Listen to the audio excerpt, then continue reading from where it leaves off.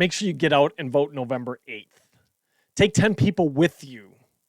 If somebody says they're not voting, tell them they are and they need to go, especially if they're one of those that I'm not voting because of election integrity and blah, blah, blah. My vote doesn't count. Your vote doesn't count if you don't go. So get out and vote.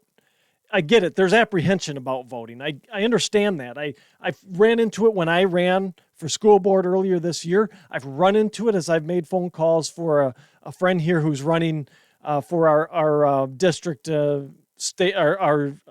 district for a state house seat here. So I get it. There's apprehension about voting because of just the lack of, in some places anyway, some states have been successful passing election integrity bills. Some have not, just because Republicans haven't held the trifecta of state government. But that's no reason to not vote. What does not voting accomplish in that point? I'm not going to vote because I don't trust the system. Okay, you're just giving in to exactly what the left wants then.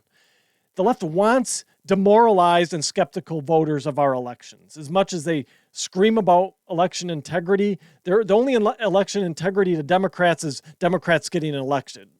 That's election integrity to the left. They want you to not vote. You're giving. If you say I'm not voting because of this, then you are giving in to them. Get out and vote, because in order to enact the reforms that are needed to make our elections secure, to make it easier to vote and harder to cheat, we have to put elected officials in place that will pass the legislation that enacts voter integrity laws that makes our elections more secure. If you don't vote, if you don't go out and vote for these people, they don't get in position. Our elections don't get any more secure. So you can't boycott your polling place. It's not going to work. You have to get out and vote. You have to get out and make your voice heard. Yes, your vote does matter. It is heard. Get out and do it. All right, moving on.